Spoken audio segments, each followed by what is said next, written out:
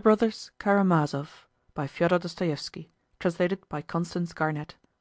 Part 4, Book 10, The Boys. Chapter 1. Kolya Krasotkin. It was the beginning of November. There had been a hard frost, 11 degrees Reaumur, without snow, but a little dry snow had fallen on the frozen ground during the night, and a keen, dry wind was lifting and blowing it along the dreary streets of our town, especially about the market-place. It was a dull morning, but the snow had ceased. Not far from the market-place, close to Plotnikov's shop, there stood a small house, very clean both without and within. It belonged to Madame Krasotkin, the widow of a former provincial secretary who had been dead for 14 years. His widow, still a nice-looking woman of 32, was living in her neat little house on her private means. She lived in respectable seclusion. She was of a soft but fairly cheerful disposition. She was about 18 at the time of her husband's death. She had been married only a year and had just borne him a son. From the day of his death she had devoted herself heart and soul to the bringing up of her precious treasure, her boy Kolya. Though she had loved him passionately those 14 years, he had caused her far more suffering than happiness. She had been trembling and fainting with terror almost every day, afraid he would fall ill, would catch cold, do something naughty, climb on a chair and fall off it, and so on and so on. When Kolya began going to school, the mother devoted herself to studying all the sciences with him, so as to help him and go through his lessons with him.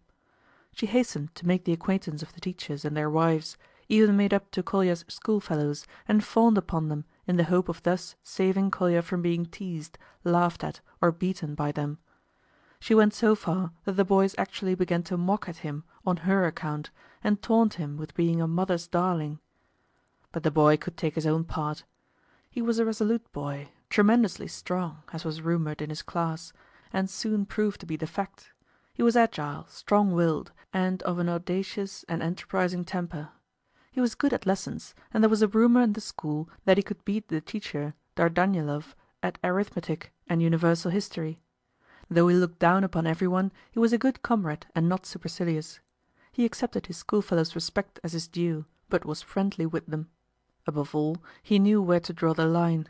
He could restrain himself on occasion, and in his relations with the teachers he never overstepped that last mystic limit beyond which a prank becomes an unpardonable breach of discipline. But he was as fond of mischief on every possible occasion as the smallest boy in the school, and not so much for the sake of mischief as for creating a sensation, inventing something effective and conspicuous. He was extremely vain. He knew how to make even his mother give way to him. He was almost despotic in his control of her. She gave way to him. Oh, she had given way to him for years. The one thought unendurable to her was that her boy had no great love for her. She was always fancying that Kolya was unfeeling to her, and at times, dissolving into hysterical tears, she used to reproach him with his coldness. The boy disliked this, and the more demonstrations of feeling were demanded of him, the more he seemed intentionally to avoid them. Yet it was not intentional on his part, but instinctive. It was his character. His mother was mistaken, he was very fond of her. He only disliked sheepish sentimentality, as he expressed it in his schoolboy language. There was a bookcase in the house containing a few books that had been his father's. Kolya was fond of reading, and had read several of them by himself. His mother did not mind that, and only wondered sometimes at seeing the boy stand for hours by the bookcase poring over a book instead of going to play. And in that way Kolya read some things unsuitable for his age. Though the boy, as a rule, knew where to draw the line in his mischief, he had of late begun to play pranks that caused his mother serious alarm. It is true there was nothing vicious in what he did, but a wild mad recklessness. It happened that July, during the summer holidays, that the mother and son went to another district 45 miles away to spend a week with a distant relation, whose husband was an official at the railway station, the very station, the nearest one to our town, from which a month later Ivan Fyodorovitch Karamazov set off for Moscow. There Kolya began by carefully investigating every detail connected with the railways, knowing that he could impress his schoolfellows when he got home with his newly acquired knowledge. But there happened to be some other boys in the place with whom he soon made friends. Some of them were living at the station, others in the neighborhood. There were 6 or 7 of them, all between 12 and 15, and 2 of them came from our town. The boys played together, and on the 4th or 5th day of Kolya's stay at the station, a mad bet was made by the foolish boys. Kolya, who was almost the youngest of the party and rather looked down upon by the others in consequence, was moved by vanity or by reckless bravado to bet them 2 roubles that he would lie down between the rails at night when the 11 o'clock train was due, and would lie there without moving while the train rolled over him at full speed. It is true they made a preliminary investigation from which it appeared that it was possible to lie so flat between the rails that the train could pass over without touching, but to lie there was no joke. Kolya maintained stoutly that he would. At first they laughed at him, called him a little liar, a braggart, but that only egged him on. What piqued him most was that these boys of 15 turned up their noses at him too superciliously, and were at first disposed to treat him as a small boy, not fit to associate with them, and that was an unendurable insult.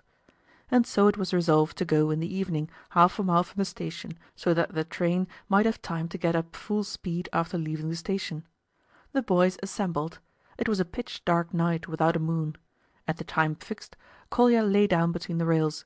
The 5 others who had taken the bet waited among the bushes below the embankment, their hearts beating with suspense, which was followed by alarm and remorse. At last they heard in the distance the rumble of the train leaving the station. 2 red lights gleamed out of the darkness. The monster roared as it approached. "Run! Run away from the rails!" the boys cried to Kolya from the bushes, breathless with terror. But it was too late. The train darted up and flew past. The boys rushed to Kolya. He lay without moving. They began pulling at him, lifting him up. He suddenly got up and walked away without a word.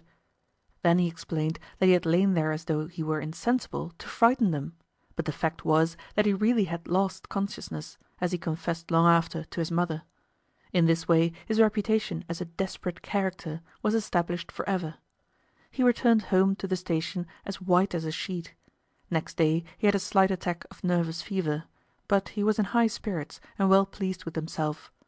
The incident did not become known at once, but when they came back to the town it penetrated to the school and even reached the ears of the masters.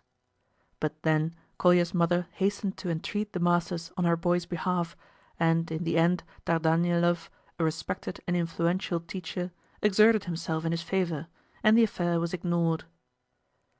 Dardanelov was a middle-aged bachelor who had been passionately in love with Madame Krasotkin for many years past, and had once already, about a year previously, ventured, trembling with fear and the delicacy of his sentiments, to offer her most respectfully his hand in marriage. But she refused him resolutely, feeling that to accept him would be an act of treachery to her son, though Dardanelov had, to judge from certain mysterious symptoms, reason for believing that he was not an object of aversion to the charming but too chaste and tender-hearted widow. Kolya's mad prank seemed to have broken the ice, and Dardanelov was rewarded for his intercession by a suggestion of hope. The suggestion, it is true, was a faint one, but then Dardanelov was such a paragon of purity and delicacy that it was enough for the time being to make him perfectly happy. He was fond of the boy, though he would have felt it beneath him to try and win him over, and was severe and strict with him in class. Kolya, too, kept him at a respectful distance. He learned his lessons perfectly. He was second in his class, was reserved with Dardanelov, and the whole class firmly believed that Kolya was so good at universal history that he could beat even Dardanelov. Kolya did indeed ask him the question, "Who founded Troy?" to which Dardanelov had made a very vague reply, referring to the movements and migrations of races, to the remoteness of the period, to the mythical legends. But the question who had founded Troy, that is, what individuals, he could not answer, and even for some reason regarded the question as idle and frivolous. But the boys remained convinced that Dardanelov did not know who founded Troy. Kolya had read of the founders of Troy in Smaragdov, whose history was among the books in his father's bookcase. In the end, all the boys became interested in the question who it was that had founded Troy, but Krasotkin would not tell his secret, and his reputation for knowledge remained unshaken. After the incident on the railway a certain change came over Kolya's attitude to his mother.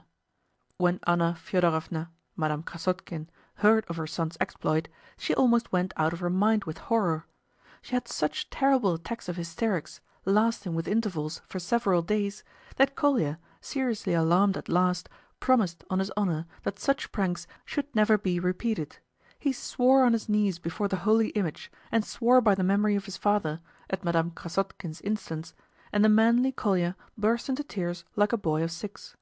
And all that day the mother and son were constantly rushing into each other's arms, sobbing.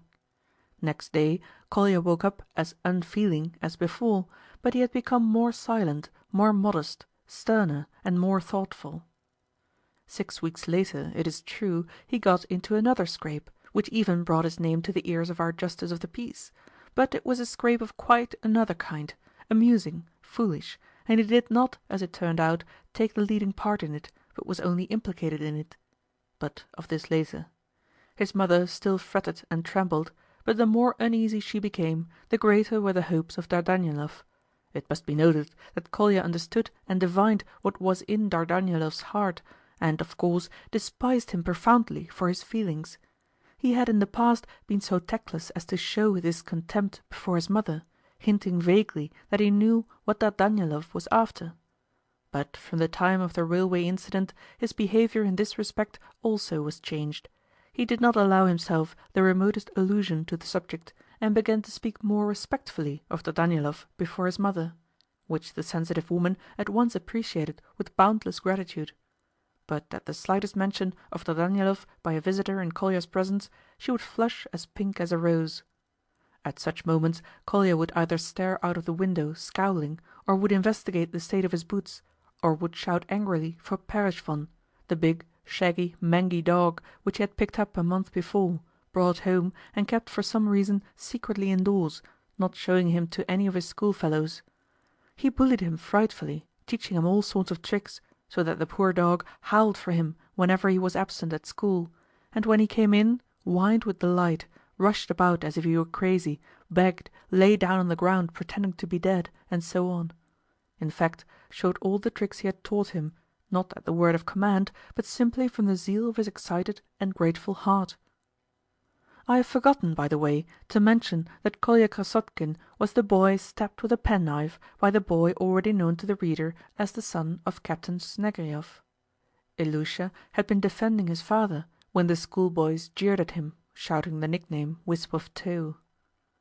End of Chapter 1 of Book 10.